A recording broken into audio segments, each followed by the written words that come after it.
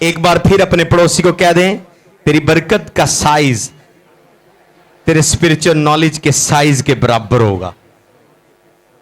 जितना ज्यादा नॉलेज है उतनी बड़ी बरकत है, और जितना कम नॉलेज है उतनी छोटी बरकत है। पर गुड न्यूज ये है, आज नॉलेज तो रिसीव करके जाएगा, तेरी भी बरकत का साइज बड़ा होने वाला है। पाकरू को वेलकम करेंगे, जोरदार तालियां जाएंगे।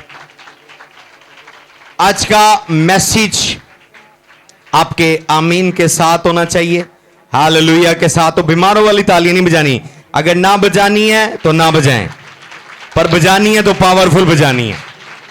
हालेलुया। क्या मैंने बोला है?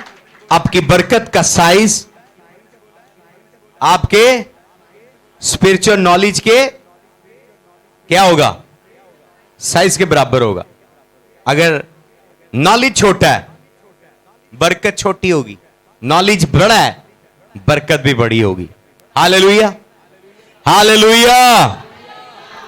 आज टोटल टीचिंग है और मैं टीचिंग की तरफ बढ़ता हूं।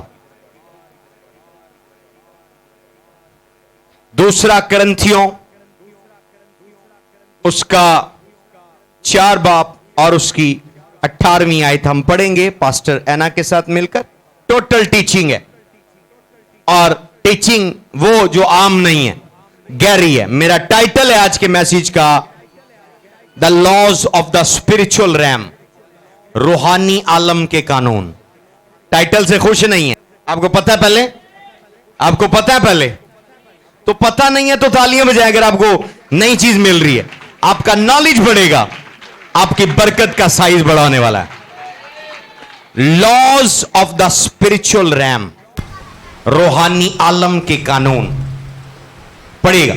दूसरा करंथियों 4 बाब उसकी 18वीं आयत।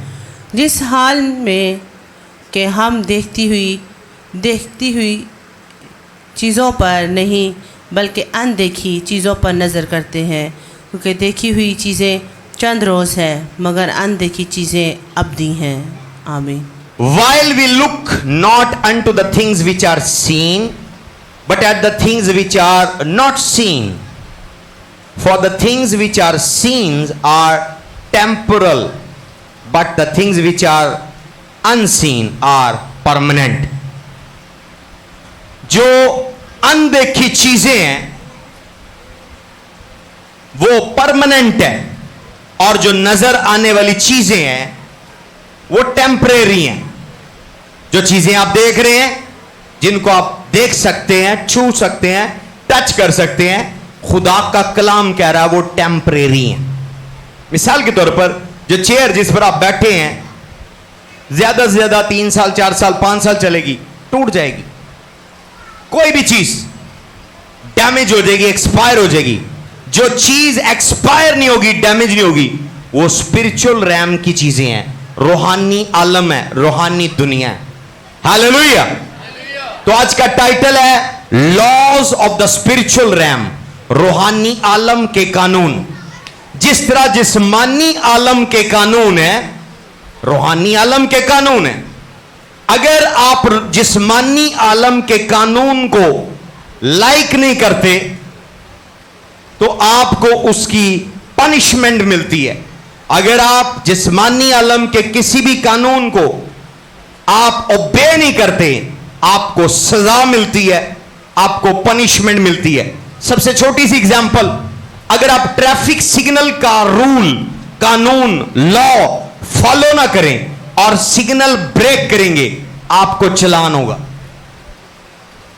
और इस दुनिया में ऑपरेट करने के लिए सबसे पहले मैं बताता हूं कि लॉज क्या है, क्यों बनाए जाते हैं, और हर दुनिया के कानून है, हर मुल्क के कानून है, कुदरत के कानून है, नेचर के लॉज हैं कुदरत के, और सुपरनेचुरल के लॉज हैं।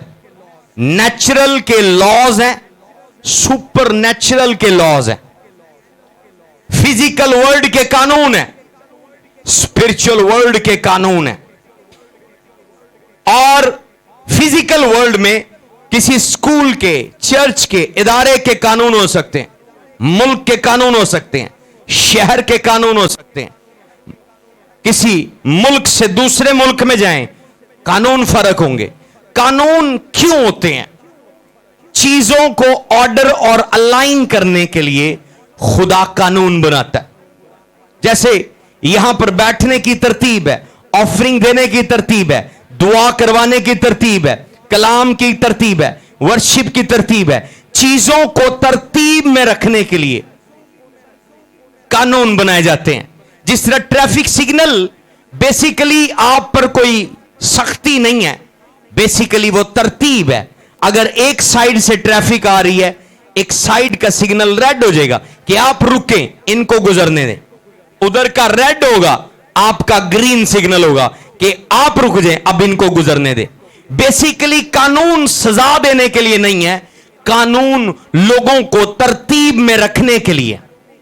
कानून लोगों को फैसिलिटी देता है कि आप किस तरह से चीजों को एहसन, आसान और जल्दी तरीके से कर सकते हैं। तो इसी तरह खुदा के भी कानून है। खुदा ने मूसा को लॉ दिए। खुदा ने बाग एदन में आदम को कानून दिया। बाग एदन में जो खुदा ने आदम को कानून दिया कि तू बाग के सब दरख्तों का फल तो खाना, पर इस नेकोबद की पहचान के दरख्त को ना छूना, ना इसका फल खाना।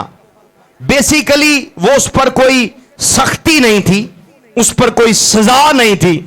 खुदा की तरतीब यह थी कि पहले वो लाइफ का यानी हयात के दरख्त का फल खाता, फिर वो नेक और बद के पहचान का दरख्त का फल खाता। वहां तरतीब यह थी। तो शैतान ने आके तरतीब को तोड़ दिया और हवा को गुमराह किया, और उन्होंने पहले जिंदगी का फल नहीं खाया, पहले उन्होंने नेक और बद की पहचान का फल शैतान के कहने से खा लिया। खुदा की नहीं सुनी, खुदा ने उनको निकाल दिया। बाद में खुदा ने जो बाढ़ लगाई वो नेकोबद के पहचान, वो जिंदगी के दरख्त के ऊपर लगाई। क्यों? क्योंकि खुदा ने कहा कि अब इनमें गुनाह आ गया। अगर इन्होंने अब जिंदगी का फल खा लिया तो गुनाह की कभी डेथ नहीं होगी, गुनाह कभी भी एंड नहीं होगा, बदी कभी भी एंड नहीं होगी। तो बदी को एंड करने के लिए उसने अपने बेटे को भेजा है। जोरदार तालीम जाएंगे, प्रेज का हालेलुया, हालेलुया। तो कानून है, पाकिस्तान का कानून है, यूके का कानून है, अमेरिका का अपना कानून है, ब्राजील का अपना कानून है। हर मुल्क अपने शहरियों को, अपने सिटीजन को, अपने रहने वालों को फायदा देने के लिए, उनको ऑर्डर से रखने के लिए अपने कानून बनाता है। तो कानून, इवन कोई भी इलेक्ट्रिक अप्लायंसेस आप खरीदते हैं, टीवी खरीद लें, फ्रिज खरीद लें, वॉशिंग मशीन खरीद लें, इस्त्री खरीद लें, कोई भी, उसके साथ मैनुअल बुक आती है। वो जो मैनुअल बुक है उसमें उसके कानून है। अगर आप कोई भी मशीनरी की चीज लें कि इसको कितने वोल्टेज पर लगाना है, कैसे इस्तेमाल करना है, कैसे इस्तेमाल नहीं करना, कहां इस्तेमाल करना है, कहां नहीं करना, अगर आप उन कानून्स को फॉलो नहीं करेंगे, अगर उस कानून की, उस फंक्शनैलिटी की किताब को, मैनुअल बुक को नहीं पढ़ेंगे, तो आप उस चीज को इस्तेमाल, मिसाल के तौर पर आज लेटेस्ट आप फोन खरीद लें, लेटेस्ट तरीन, उसके साथ मैनुअल बुक आएगी। मे बी आप फोन ऑपरेट कर सकते हैं, पर वो वाला नहीं जो भी अभी आया, उसकी बुक होगी। ओके, ये फंक्शन इधर है, ये फंक्शन इधर है, ये फंक्शन इधर है। अगर आप उसके लॉज, उसके कानून, उसकी मैनुअल बुक नहीं पढ़ेंगे, आप उस गैजेट को, उस फोन को खराब कर देंगे। कितने मेरे साथ एग्री करते हैं? और अगर आप बगैर पढ़े इस्तेमाल करेंगे, इस्तेमाल तो होगी पर वो पूरी इस्तेमाल नहीं होगी। इस्तेमाल तो होगी, वो पूरी इस्तेमाल नहीं होगी। इवन आपके पास अभी जो एप्पल आईफोन या एंड्रॉयड फोन है, आपको उसके पूरे फंक्शन नहीं पता होंगे। आपको ये पता भी सेल्फी लेनी है। मोस्टली लोग जो अनपढ़ महंगा फोन ले लेते हैं, उनको ये पता भी सेल्फी आती है और कुछ भी नहीं, या व्हाट्सअप कर लिया या जाके वीडियो देख ली, बस। आपको उसके फंक्शन नहीं पता कि फोन में कितने फंक्शन है, तो वो आपके लिए फायदेमंद नहीं है अगर आपको उसके पूरे लॉज नहीं पता। हालेलुया, हालेलुया की आवाज नहीं आ रही। मैं भी बेस बना रहा हूं, मैं हायर लेवल पर आने वाला हूं। ओके, तो लॉज का दूसरा पर्पस, जब हमने मशीनरी की मिसाल की, तो इसमें लॉज का दूसरा मकसद है कि लॉज पता इसलिए चाहिए कि आप फुल्ली तौर पर फंक्शनैलिटी को ऑपरेट कर सके, पूरे फीचर्स इंजॉय कर सके। जब आपको अपने पूरे फीचर पता है, आप फुल्ली ऑपरेट हो सकते हैं। आमीन के बाद भी मारो वाली है।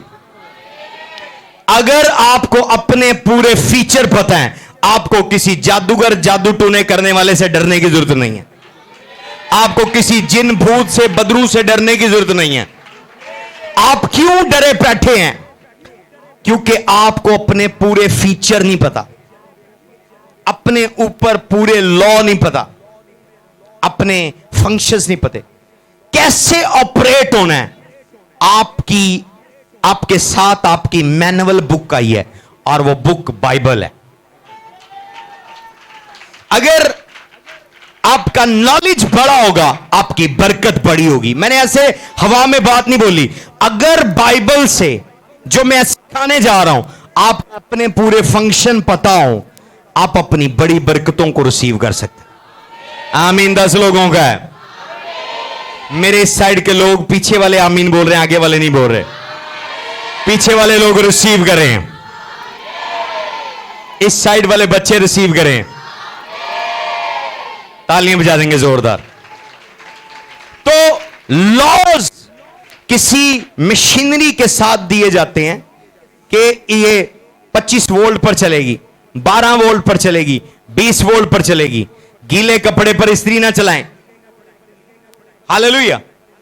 डिफरेंट चीजों के डिफरेंट लॉज हैं। किस लिए दी जाती हैं वो इंस्ट्रक्शंस, वो गाइडलाइंस, कि आप उसको अच्छे तौर पर ऑपरेट कर सके। तो आप अच्छे तौर पर ऑपरेट नहीं हो रहे, इसीलिए आप बीमार हैं, इसीलिए आप गरीब हैं, इसीलिए आप बेघर हैं, इसीलिए आप बेरोजगार हैं। आपको अपने फंक्शन नहीं पता। पर आज जब मैं आपको आपके फंक्शन बताऊंगा, आपकी बरकत का साइज आपके नॉलेज के साइज के बराबर होगा। मैंने बोला आपकी बरकत का साइज आपके नॉलेज के साइज के बराबर होगा। अगर जिस्मानी दुनिया के इंसान, सबसे कम तरक्की याफ्ता ममालिक में, वहां पर भी ट्रैफिक सिग्नल का लॉ है, उन लोगों ने कानून बनाया है। तो जरा सोचें कि यार क्या रूहानी दुनिया की ट्रैफिक के कानून नहीं होंगे? अगर यहां पर साइंसदानों ने, जो खुदा के बनाए हुए इंसान हैं, उन्होंने बायोलॉजी के लॉ बनाए हैं, केमिस्ट्री के लॉ हैं, फिजिक्स के लॉ हैं, मैथ्स के लॉ हैं। आपको पता है 2 + 2 कितना होता है? 4। अगर एक बच्चा नहीं पढ़ा स्कूल में और वो छोटा ही अभी, अब उसे पूछे 2 + 2, ना उसको 2 का पता होगा ना 2 + 2 का पता होगा, क्योंकि उसको दुनिया के कानून नहीं पता, उसको मैथ्स के कानून नहीं पता। मे भी वो बता दे अनपढ़ हो, पर वो 2² 2 नहीं बता सकेगा, क्योंकि वो स्कूल नहीं गया, उसको मैथ्स के लॉ नहीं आते। अगर आपने फिजिक्स नहीं पढ़ी, आपको ग्रेविटी के लॉ नहीं आते होंगे, आपको न्यूटन के लॉ नहीं आते होंगे। अगर आपने बायो नहीं पढ़ी, आपको डार्विन के लॉज नहीं आते होंगे। हर डिपार्टमेंट ऑफ एजुकेशन में लॉज हैं। इकोनॉमिक्स के अपने लॉ हैं, बैंकिंग फाइनेंस के अपने लॉ हैं, मैथ्स के अपने लॉ हैं, केमिस्ट्री के अपने लॉ हैं। पर गुड न्यूज ये है, मेरे यस्सू ने सब कानून ब्रेक किए हैं। उसने कुंवारी औरत से पैदा होकर बायोलॉजी के कानून को ब्रेक किया है। बायोलॉजी का कानून क्या कहता है? मर्द औरत के पैदा होने से बच्चा होता है, पर खुदावन यीशु मसीह कुंवारी में से पैदा हुआ, उसने बायो के लॉ को ब्रेक किया। आमीन के बाद 10 लोगों की आ रही है। हालेलुया। यीशु मसीह ने फीके सादा पानी को मैं बना दिया। केमिस्ट्री का लॉ यह कहता है कि 2 केमिकल मिलें तो फिर कोई रिएक्शन होता है और उसके रिएक्शन में या कलर चेंज हो जाएगा या टेस्ट चेंज होगा। पर यीशु मसीह ने फीके पानी पर, सादा पानी पर दुआ की और वो मैं बन गया। मेरे यीशु ने केमिस्ट्री के लॉ को ब्रेक किया। आमीन के बाद 10 लोगों की है, आमीन के बाद 2 लोगों की है। जिसका आमीन ऊंचा है वो बड़ी बरकत रिसीव करने वाला है। हालेलुया। यीशु मसीह ने पानियों पर चलकर फिजिक्स के लॉ को ब्रेक किया, क्योंकि जब तक, हालेलुया, यीशु मसीह ने बगैर परों के, बगैर विंग्स के, बगैर जेट के रैप्चर होकर जिंदा आसमान पर जाकर ग्रेविटी के लॉ को ब्रेक किया। Hallelujah, hallelujah. आज हर एक इवल लॉ आपकी जिंदगी में ब्रेक होने वाला है। जब मैं आपको स्पिरिचुअल रैम के लॉज बताऊंगा, डिमोनिक रैम के लॉज ब्रेक होंगे। जिस तरह नेचर के लॉ हैं, हम देखते हैं कि जब आप बीज बोते हैं तो उसके बाद पौधा निकलता है, फर्टिलाइज होता है वो जमीन में, वो जमीन से खाद, पानी, ऑक्सीजन बाहर निकलता है, वो ऑक्सीजन देता है, कार्बन डाइऑक्साइड आप रिसीव करते हैं। आपकी बॉडी के अंदर लॉज हैं। तो कोई भी ऐसी चीज नहीं है, कोई भी ऐसी टेक्नोलॉजी, ऐसी मशीनरी नहीं है जिसका लॉ ना हो। बेजान है, जानदार है, वो किसी कानून के तहत चलती है। तो अगर आप जिंदगी बगैर कानून के गुजार रहे हैं, आप अपनी जिंदगी में समझे आपका बहुत बड़ा चालान काटा हुआ है। मतलब आप बीमार होंगे, आप बेरोजगार होंगे, आप गरीब होंगे और आप मायूस होंगे अपने फ्यूचर से। पर आज मैं मायूसी की स्पिरिट की कमर तोड़ने आया हूं। आज आपकी लाइफ में गुड न्यूज आने वाली है। आज आपकी लाइफ में शादमानी आने वाली है। मैं आपको 12 कानून बताऊंगा। आमीन 10 लोगों का, अभी 12 लोगों का आमीन है। जिसने लास्ट पे आमीन बोला है वो फर्स्ट आने वाला है। जोरदार तालीम जा दे। तो स्पिरिचुअल रैम के बहुत सारे कानून हैं, ऑलमोस्ट 31 में भी। मेरी कोशिश होगी मैं आपको एज मैक्सिमम एज अपने अपॉइंटेड टाइम में शेयर करूं। तो बाइबल के अंदर है, पैदाइश की किताब पढ़ेंगे, पहला बाब 1 से 4 तक। रेडी हैं? ये कानून आपने ब्रेक नहीं करने। इन कानून को ज़हन में नक्श कर लें, आपको फायदा होने वाला है। अपने साथ वाले को ये कानून ओबे कर, तुझे खुदावन फायदा देगा। यस, पढ़ेगा। पैदाइश 1 बाब 1 से 4। खुदा ने इब्तिदा में ज़मीन और आसमान को पैदा किया, और ज़मीन वीरान और सुनसान थी, और गहराओं के ऊपर अंधेरा था, और खुदावंद की रूह पानी की सतह पर जुम्बश करती थी। और खुदा ने कहा कि रोशनी हो जा, और रोशनी हो गई। और खुदा ने देखा कि रोशनी अच्छी है, और खुदा ने रोशनी को तरीकी से जुदा किया। आमीन। 26वीं आयत।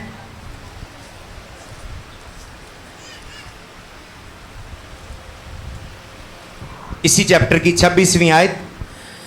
फिर खुदा ने कहा, हम इंसान को अपनी सूरत पर अपनी छवि की मानद बनाए, और वो समुद्र की मछलियों और आसमान के परिंदों और चौपायों और तमाम ज़मीन और सब जानदारों पर जो ज़मीन पर रेंगते हैं इख्तियार रखें। आमीन। पहला जो कानून है, पहले चैप्टर, पहले पेज के ऊपर, इसी चैप्टर में 5 से 6 कानून है। जितने कानून हो सके मैं बताऊंगा आपको। पहला कानून क्या है? कि खुदा रूह है, आप भी रूह हैं। क्या है आप? ऊंची आवाज में बोले, मैं टीच कर रहा हूं। आज का टीचिंग वाला मैसेज है। खुदा रूह है, आप भी रूह हैं। आप पहले रूह बने हैं, बाद में जिस्म वाले बने हैं। नहीं यकीन तो पढ़ेंगे बाइबल में से। पैदाइश 2:7 पढ़ेगा, Genesis 2:7। You are the spirit. तो आप जब तक स्पिरिचुअल नहीं है तब तक आप रूल और रेन नहीं कर सकते। जब तक आप स्पिरिचुअल नहीं है,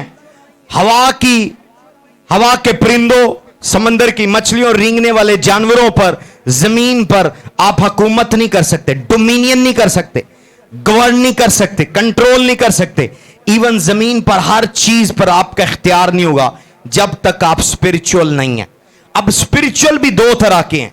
एक वो लोग स्पिरिचुअल हैं जो शैतान के साथ हैं, एक वो लोग स्पिरिचुअल हैं जो खुदा के साथ हैं। दोनों साइड वाले लोग रूल करते हैं, पर एंड दोनों का डिफरेंट होता है। जो खुदा की साइड पर स्पिरिचुअल हैं वो एंड पर भी रूल और रेन करते हैं, पर जो शैतान की साइड पर स्पिरिचुअल हैं वो सिर्फ ये दुनिया तो एंजॉय करेंगे, बाद में वो आग में जलेंगे। तो आपने कौन सी साइड पर जाना है?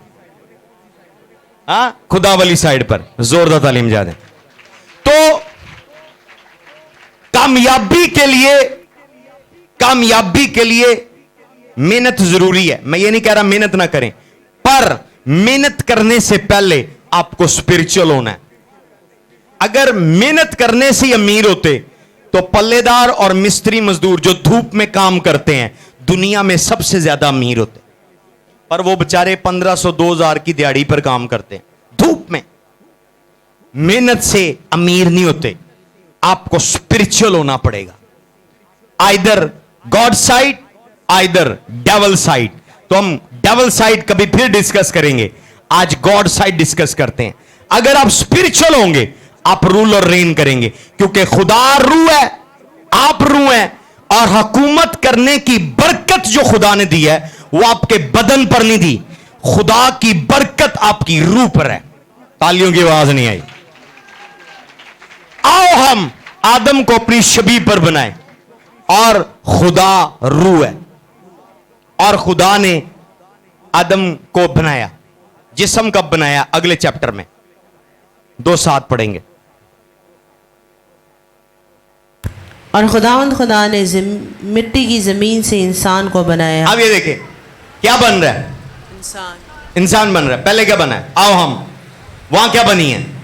ऊंची आवाज में पढ़े, पहले क्या बनी है? तो जब बरकत मिली है बनाने के फौरन बाद, वो मिट्टी के पुतले को मिली है या रूह को मिली है? तो आपको इस जिंदगी में कामयाब होने के लिए पहला लॉ क्या है? आपको स्पिरिचुअल होना है, आपको स्पिरिचुअल बनना है, स्पिरिचुअल दुनिया को अंडरस्टैंड करना है, स्पिरिचुअल दुनिया के कानूनों को फॉलो करना है, और स्पिरिचुअल रैम में एंटर होना है, क्योंकि आपकी बरकतें आसमानी मुकामों पर हैं। आप स्पिरिचुअल होकर उसे डाउनलोड करने वाले हैं। आमीन। 2 लोगों का आ रहा है। जितने ज्यादा आप स्पिरिचुअल होंगे उतने ज्यादा आप अमीर होंगे। आमीन। जितने ज्यादा आप स्पिरिचुअल होते जाएंगे उतनी बरकतें आप रिसीव करते जाएंगे। देखिए 2 ही कैटेगरी के लोग मशहूर हैं, आप देख लें इस दुनिया में, माइकल जैक्सन और ये वो बड़े बड़े जस्टिन बीबर और फलान फलान पता नहीं कौन कौन से हैं। वो अपनी सोल सेल करते हैं, वो भी सैक्रिफाइस देते हैं। $1 मिलियन का नहीं, $2 मिलियन का नहीं, गाड़ी का नहीं, बुगाटी का, रेंज रोवर का, फरारी का नहीं, अपना बदन, अपनी रूह शैतान को दे देते हैं। जब वो शैतान को दे देते हैं, शैतान उन्हें फेमस कर देता है। इवन उसने यीशु को कहा, अगर तू झुक कर मुझे सिजदा कर देगा तो ये सारी शान और शौकत मैं तुझे दे दूंगा जो मुझे मिली है। किससे? आदम से। क्योंकि जिसका आप हुक्म मानते हैं रूहानी आलम का कानून है, आप उसके गुलाम हैं। उसने उसके कहने से फल खाया, हवा के कहने से, और हवा ने किसका हुक्म माना? शैतान का। तो इनडायरेक्टली आदम ने शैतान की बात मानी और फल टेस्ट किया, तो वो शैतान का गुलाम हो गया। उसकी जो ब्लेसिंग थी, हवा के परिंदों पर इख्तियार, समंदर की मछलियों पर इख्तियार, रेंगने वालों पर इख्तियार किसको चला गया? शैतान को चला गया। और यीशु को वो कह रहा है, अगर अब तू मुझे झुक कर सिजदा कर ले तो सारी शान और शौकत, सारी दौलत, सारी ताकत मैं तुझे दे दूंगा। यीशु ने सिजदा किया, उसने कहा सिर्फ खुदावंद अपने खुदा को सिजदा कर। हालेलुया। तो अपने साथ वाले को जगा दें, बोले ये बदन में एफर्ट करने से कुछ नहीं मिलेगा, तुझे अमीर होने के लिए, बरकत पाने के लिए स्पिरिचुअल होना पड़ेगा, स्पिरिचुअल होना पड़ेगा। खुदा ने बरकत रूह को दी है, स्पिरिट को दी है, तेरी बरकतें आसमानी मुकामों में, स्पिरिचुअल रैम में। उन बरकत को पाने के लिए तुझे स्पिरिचुअल होना है, तुझे स्पिरिचुअल रैम का पता हो, स्पिरिट्स का पता हो, और तुझे उसके कानून पता हो। जोरदार तालीम जाते। पहला पॉइंट क्लियर है? पास साहब मैं अमीर नहीं होया, मैं 15 दिन से दुआ कर रहा हूं, मैं 21 दिन से दुआ कर रहा हूं, मैंने 40 रोजे रखे हैं, मैं 10 साल से चर्च आ रहा हूं, मैं 20 साल से दयायकी दे रहा हूं। आप देते रहें, आप दयायकी देने के बावजूद गरीब रहेंगे जब तक आप स्पिरिचुअल नहीं रहेंगे। वो बरकतें दयायकी की मिलती रहेंगी, पर वो कहीं पर आपका वेट कर रही होंगी। उनको रिसीव करने के लिए आपको स्पिरिचुअल होना पड़ेगा। दयायकी की ब्लेसिंग है, दुआ की ब्लेसिंग है, रोजे की ब्लेसिंग है, चर्च आने की ब्लेसिंग है, पर आपको नहीं मिलेगी। क्यों नहीं मिलेगी? क्योंकि आप कानून तो फॉलो कर रहे हैं, पर पहला कानून फॉलो नहीं कर रहे। एंटर होने का ही पहला मेथड आपको स्पिरिचुअल होना है। तो यीशु ने मेथड बताया, जब तक कोई नए सिरे से पैदा ना हो आसमान की बादशाही को नहीं देख सकता, और जब तक कोई नए सिरे से पैदा ना हो आसमान की बादशाही में दाखिल नहीं हो सकता। उसमें दाखिले के लिए आपको पानी के बपतिस्मे के बाद रूह कुदुस का बपतिस्मा लेना है, तौबा करनी है, रूह कुदुस का बपतिस्मा लेना है। आपकी जो स्पिरिट है वो रीजनरेट हो जाएगी। तो आप रूहानी आलम को सीखना शुरू कर दें। मैं आपको कह रहा हूं, आप बरकतों को रिसीव करेंगे। आमीन। 2 लोगों का आ रहा है। नंबर 2 इसी चैप्टर के अंदर है, इसी चैप्टर के अंदर लिखा, जमीन सुनसान और वीरान थी, गिराव पर अंधेरा था, और खुदा की रूह पानियों पर जुम्बश कर रही थी। और खुदा ने कहा, let there be light, let there be light. बोले मेरे पीछे, बोले लेट देयर बी लाइट। 3 दफा बोले, बीमारों वाला ना बोले। Let there be light. दिन हो जा। अब यह दिन कौन सा हुआ? यह रोशनी कौन सी हुई? ना सूरज है, ना चांद है, ना सितारे हैं, पर रोशनी हो गई है। अब 14वीं आयत में खुदा सूरज बना रहा है, पर रोशनी वो पहले कह रहा है रोशनी हो जा। रोशनी हो गई। पढ़े जरा 14वीं आयत। मैं आपको प्रूफ के साथ बता रहा हूं। आप रोशनी लेते हैं आर्टिफिशियल लाइट, ये बल्ब से, बिजली से। आप नेचुरल लाइट लेते हैं सूरज चांद सितारों से, पर खुदा रोशनी कर रहा है, पर वो रोशनी सूरज चांद सितारों की नहीं है। पढ़े जरा 14वीं आयत। और खुदा ने नीरे अकबर नीरे सिगर बनाए, एक को तो चांद और सितारे। पहले चैप्टर में मेरे ख्याल 14वीं आयत, आई थिंक सो। पढ़ेगा। और खुदा ने कहा, फलक पर नीरज होके दिन को रात से अलग करे, और वह निशानों और ज़मानों और दिनों और बरसों के इम्तियाज़ के लिए हो, और वह फलक पर अनवार के लिए हो कि ज़मीन पर रोशनी डाले। ऐसा ही हुआ। सो खुदा ने 2 बड़े नैयर बनाए, एक नैयर अकबर के दिन पर हुकूमत करे, और एक नैयर असगर के रात पर हुकूमत करे। उसने सितारों को भी बनाया। आमीन। कौन सी आयत है ये? 16वीं आयत में सूरज चांद सितारे बन रहे हैं, पर 4थी आयत में क्या खुदा कह रहा है? रोशनी हो जा। और क्या हुआ? रोशनी हो गई। बोले रोशनी हो जा। और क्या हुआ? रोशनी हो गई। और पर सूरज चांद सितारे 16वीं आयत में बन रहे हैं। ये लाइट कौन सी है? ये लाइट इल्यूमिनेशन है, ये लाइट नॉलेज है, ये लाइट रिविलेशन है, ये लाइट खुदावन यीशु है। जब उसने कहा let there be light and there was a light, बेटा बाप के अंदर था। जब उसने पहला कलमा बोला रोशनी हो जा, बेटा बाप से जुदा हो गया। इसलिए वो कह रहा है मैं दुनिया का नूर हूं, तुम दुनिया का नूर हो। हालेलुया। बेटा बाप के अंदर था। ये जो लाइट निकली है, ये लाइट इल्यूमिनेशन है, ये लाइट नॉलेज है, ये लाइट रिविलेशन है, और ये लाइट जीसस क्राइस्ट है। जो पहली 4थी आयत में जो सबसे पहली क्रिएशन हो रही है वो खुदावंद यीशु मसीह, वो बाप से अलग हो गया। Hallelujah, hallelujah. पर अभी इसको लाइट एज अ नॉलेज देखें, लाइट एज अ रिविलेशन देखें। तो जब तक आपके पास किसी सब्जेक्ट पर, किसी टॉपिक पर, किसी प्रॉब्लम को सॉल्व करने के लिए इल्म नहीं है, नॉलेज नहीं है, आप उसको हल नहीं कर सकते। मसले रोने से हल नहीं होते, मसले लोगों को बताने से हल नहीं होते, मसलों को स्टडी कर कर उस पर नॉलेज हासिल करने से मसले हल होते हैं। और जब आप मसलों पर खुदा के हुजूर दुआ करते हैं, खुदा से उस पर इंसाइट मांगते हैं, खुदा आसमान से आपको इल्यूमिनेशन देता है और वो मसला हल हो जाता है। आमीन के बाद भी मारो वाली है। रूहानी आलम में डायमेंशंस हैं, रैम्स हैं और नॉलेज है। खुदा को आज तक कोई नहीं समझ सकता, ना समझ सका है। अगर वो समझे तो वो खुदा नहीं है।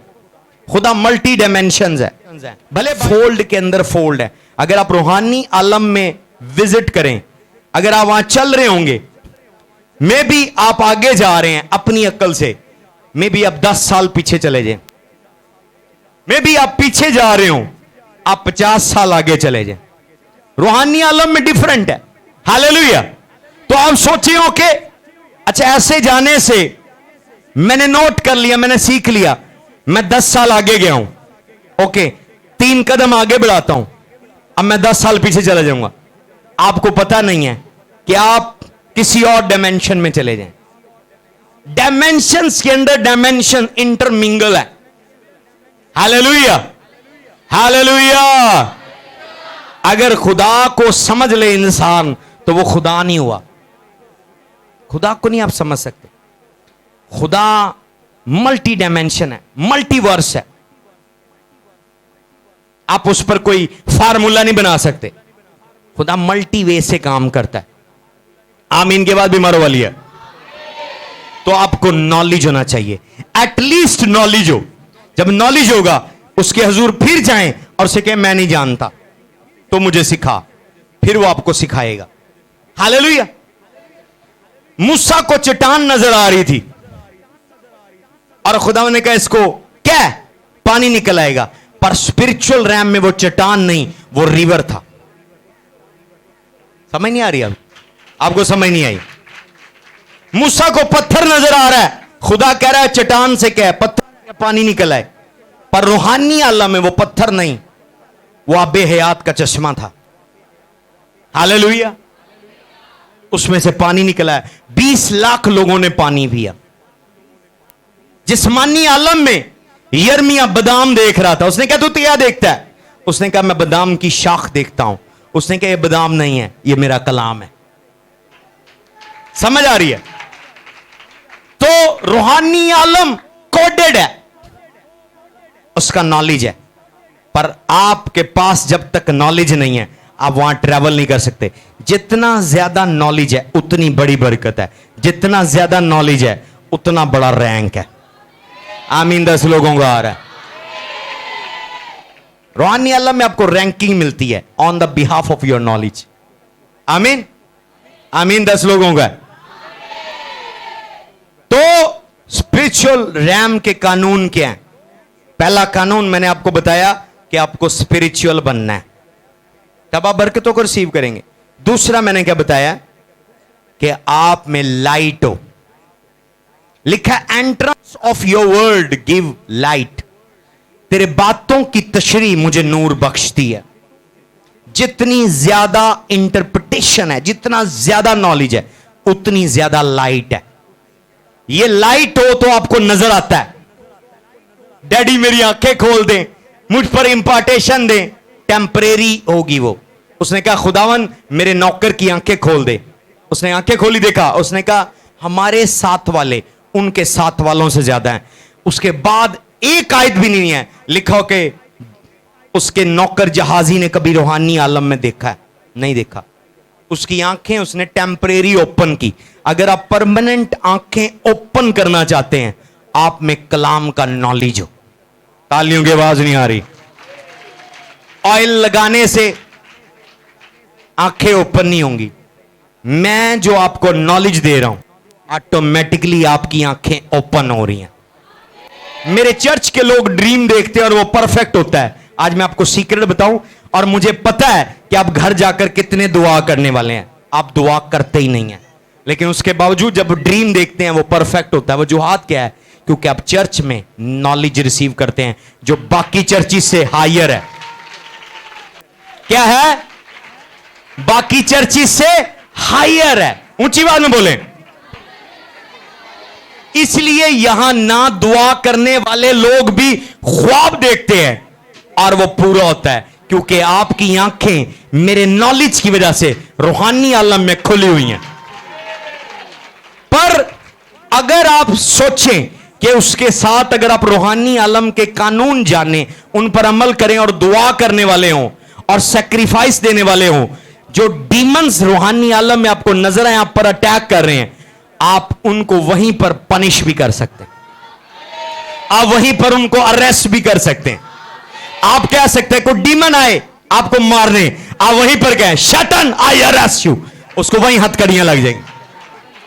आमीन के बाद बीमारों वाली है। लिखा है entrance of your word give me light.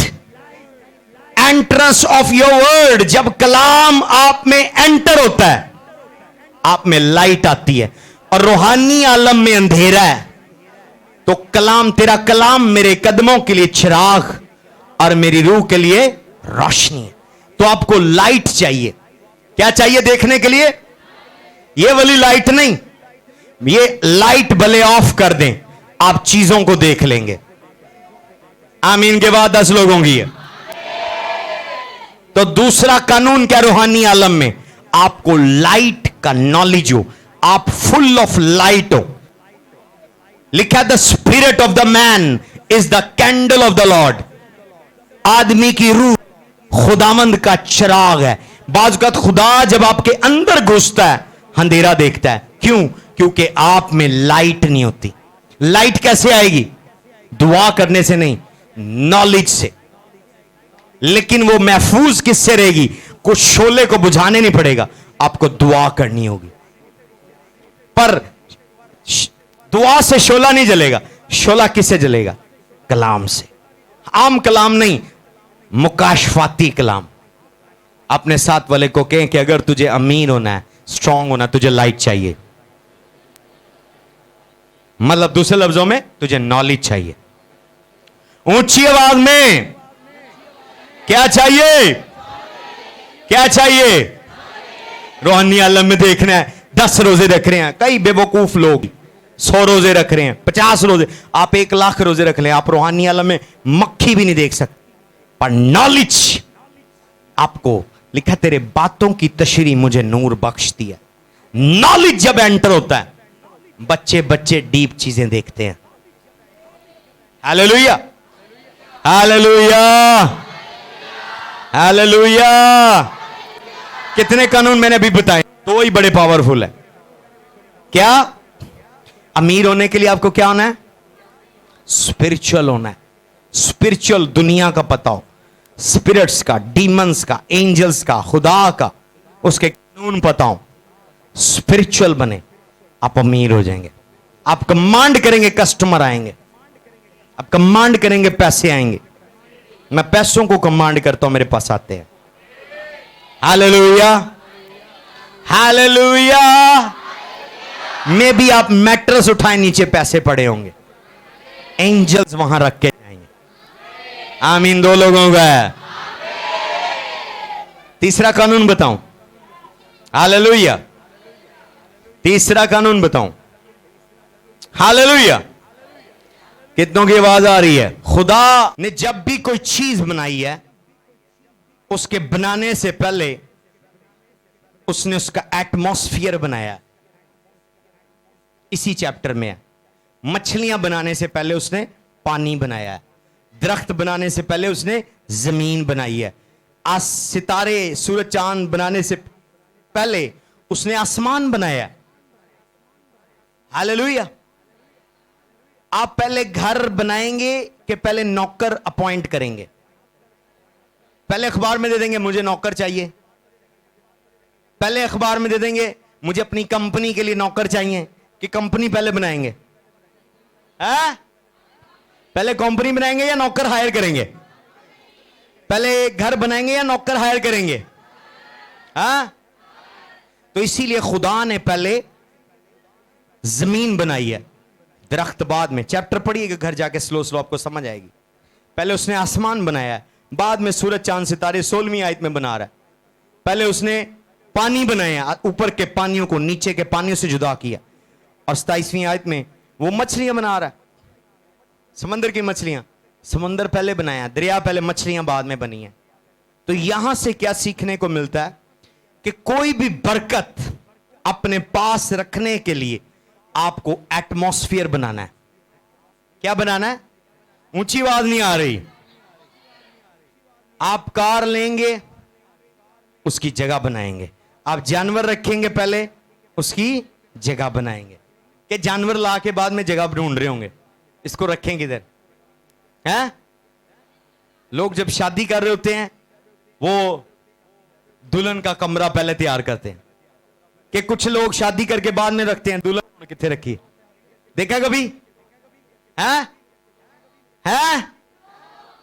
तो इसलिए जो बरकत आपने खुदा से लेनी है, खुदा देने के लिए रेडी है, पर उसको पता है वो बरकत तड़प तड़प के मछली की तरह फड़क फड़क के मर जाएगी, बर्बाद हो जाएगी, क्योंकि तूने बरकत के लिए एटमॉस्फेयर नहीं बनाया। खुदा मुझे घर दे दे, खुदा मुझे बीवी दे दे, खुदा मुझे बच्चे दे दे, आपने उनका एटमॉस्फेयर नहीं बनाया। पहले उसका माहौल बनाए, एटमॉस्फेयर बनाए, वो चीज खुद आ जाएगी। आमीन के बाद बीमारों वाली है। आपकी बरकत आपके एटमॉस्फेयर का वेट कर रही है। ऐसे सादा लफ्जों में, आपका हौज मछलियों का इंतजार कर रहा है। पहले हौज बनाए, मछलियां खुद आ जाएंगी। समझ आ रही है? जो बरकत आपको चाहिए, अपने आप से आज सवाल करें, मैं मांग मांग के थक गया हूं, खुदा ने नहीं दी। क्यों नहीं दी? क्योंकि आपने उसका माहौल, उसका एटमॉस्फेयर नहीं बनाया। खुदा नहीं चाहता जब वो चीज आपके पास आए वो सफोकेट हो जाए। हालेलुया। मैं डिक्लेयर करता हूं, आज के दिन के बाद खुदा आपको विजडम दे, आप उसका एटमॉस्फेयर बनाएं। आमीन के बाद बीमारों वाली है, आमीन के बाद कमजोरों वाली है। कितने कानून हो गए? 3। चौथा कानून भी इसी आयत के अंदर है। लिखा है, खुदा की रूपानियों पर जुम्बश कर रही थी, जमीन सुनसान और वीरान थी, गिराव पर अंधेरा था, खुदा की रूपानियों पर जुम्बश। खुदा ने कहा दिन हो जा। खुदा ने कहा दिन हो जा। मेरे पीछे बोले 3 बार। इसी आयत में चौथा कानून है, खुदा तब तक नहीं बोला जब तक होली स्पिरिट मौजूद नहीं था। समझ नहीं आई आपको? आप बोलते रहेंगे, बोलते रहेंगे, बोलते रहेंगे, बोलते रहेंगे, बोलते रहेंगे, आप दुआ करते रहेंगे, करते रहेंगे, नहीं सुनी जाएगी, क्योंकि आपकी दुआ दीवारों से टकरा कर वापस आ जाएगी। तब दुआ करें जब होली स्पिरिट मौजूद हो। अब मासूम लोगों, पहले पाकरू को इनवाइट करें, पाकरू से दोस्ती करें, पाकरू से कम्युनिकेशन करें, पाकरू से रफाकत करें। जब होली स्पिरिट मौजूद है, आपका एक जुमला मौजा करने की ताकत रखता है। खुदा ने कोई स्टोरी, कोई ऐसे लिखा है, कोई समरी लिखी है, खुदा ने क्या कहा? रोशनी हो जा। पाकरू ने जाके बटन ऑन कर दिया, रोशनी हो गई। हालेलुया। अपने साथ वाले को के तब मुंह खोल जब पाकरू मौजूद हो, वरना तेरे अल्फाज दीवारों से टकरा कर वापस आ जाएंगे। अपने साथ वाले को कहें तब दुआ कर जब पाकरू मौजूद हो। तालियों के बाद 10 लोगों की है।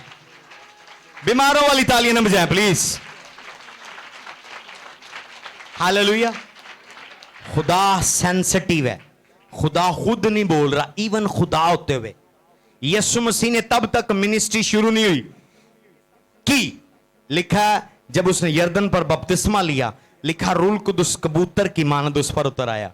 फिर जाकर उसने मौजे किए, मिरेकल किए, पानी पर चिया, पानियों को मैं बनाया, गुंगों को ठीक किया, लंगड़ों को ठीक किया, अंधों को ठीक किया। कौन मौजूद था उसके साथ? हॉली स्पिरिट। और जब तक आप काम कर रहे हैं, दुआ कर रहे हैं, कुछ भी कर रहे हैं, होली स्पिरिट मौजूद नहीं है, मिरेकल नहीं होगा। कितने लोगों को समझ आई है? किसको पहले इनवाइट करना है? किसका होना जरूरी है?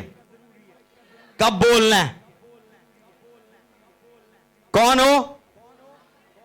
ऊंची आवाज में। इसी के अंदर एक और कानून है। खुदा ने पहले बनाया है, मछली बाद में, यानी एटमॉस्फेयर बनाया है। पर यहां से गौर से एक और कानून है।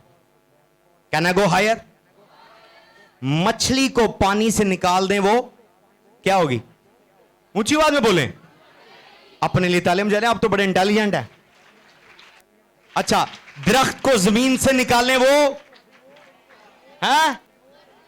सितारों को आसमान से खींच ले, वो डेड हो जाएंगे। आपको इतना नॉलेज पता है? यानी खुदा ने एटमॉस्फेयर बनाया है और उसमें वो चीज रखी है, जब आप उसमें से निकाल देंगे वो डेड हो जाएगी। पर अपने बारे में नहीं सोचा। लिखा, आओ हम इंसान को अपनी सूरत, अपनी शबीह पर बनाएं। खुदा ने आदम को बागे अदन में, यानी अपनी हजूरी में रखा है। अगर आप खुदा की हजूरी में हैं, आप ब्लेस हैं। जितने लोग कर्स हैं, वो हजूरी से बाहर हैं। आमीन के बाबे वालों वाली है। आपकी बरकत 100 घंटे दुआ करने में नहीं है, खुदा की हजूरी में। Great man of God Benny Hinn कहते हैं कि जब मैंने अपनी मामा कैथरीन कुलमैन से मिस्ट्री ऑफ प्रेयर सीखी, तो कहता कि घंटों घंटे खुदा के जुर रहना मेरे लिए नामुमकिन था। तो खुदा जानता था, और मैं खुदा को कहता था, मैं भी खुदावन सैम्बल की तरह तेरे हजूर हूं, और मैं वहीं सो जाता था अपने प्रेयर चैम्बर में। लेकिन खुदा मुझे सरफराज करता गया, क्योंकि मैं कहां था? खुदा की हजूरी में। खुदा को पता है मेरा बंदा थक गया है, जिस्म है, जिस्म कमजोर है, रूह ताकतवर है, वो सो गया है। लेकिन किधर सोया है? मेरी हजूरी में। तो आपकी लाइफ, आपकी प्रॉस्पेरिटी, आपकी उम्र की दराजी किस में है? खुदा की हजूरी में। मछली की लाइफ किधर है? पानी में। दरख्त की लाइफ किधर है? जमीन में। सितारों की लाइफ किधर है? आसमान पर। हालेलुया। परिंदों की लाइफ किधर है? हवा में। हालेलुया। आपकी लाइफ किधर है? किधर है? अगर आप खुदा की, नहीं मैं चर्च नहीं जाना, मुझे कोई चर्च पसंद नहीं है, मैंने किसी चर्च नहीं जाना, मैंने घर ही दुआ करनी है, मैंने टीवी पर चर्च अटेंड करना है, नहीं। जब तक आप खुदा की हजूरी में नहीं है, आपकी लाइफ नहीं है, आपकी बरकत नहीं है। और जब जब आप खुदा की हजूरी में हैं, बरकतें आपकी जिंदगी में ऐड होती जाएंगी। आमीन। 2 लोगों का आ रहा। कितने लॉ बता दिए मैंने? 5 हो गए। नंबर 6, खुदा अब्दियत में है, इटर्निटी में है, जहां टाइम नहीं है। जब खुदा जमीन पर आता है, इवन टाइम एक्सपायर हो जाता है, सीज हो जाता है, स्टॉप हो जाता है, क्योंकि खुदा जहां है वहां टाइम नहीं है। जब वो जलती हुई झाड़ी पर आया, झाड़ी में आग लगी हुई थी, पर वो जल नहीं रही थी। क्यों नहीं जल रही थी आग के बावजूद? क्योंकि चीजें एक्सपायर टाइम में, टाइम लाइन में होती हैं, अब्दियत में, इटर्निटी में नहीं होती। सारा के घर आया है। सारा कितने साल की थी? 90 साल की। और इब्राहिम 100 साल का। उसके बावजूद खुदा जब आया है, खुदा उसकी एज कंसीडर नहीं कर रहा, वो कह रहा अगले मौसम बहार में तेरा बेटा होगा। जब जब खुदा आपको विजिट करता है, आपका लोगों की नजर में, आपकी नजर में जितना भी टाइम वेस्ट किया हो, खुदा आपका टाइम रिस्टोर कर देता है। मैं डिक्लेयर करता हूं, आपका टाइम रिस्टोर होने वाला है। आपका टाइम रिस्टोर होने वाला है। आपकी बरकतें रिलीज होने वाली हैं, आपके मौत से रिलीज होने वाले हैं। स्पिरिट मूव करने वाली है। होली स्पिरिट यहां मौजूद है। जो भी उठकर आप डिक्लेयर करेंगे वो पूरा होने वाला है। सब अपने कदमों पर खड़े हो जाएंगे।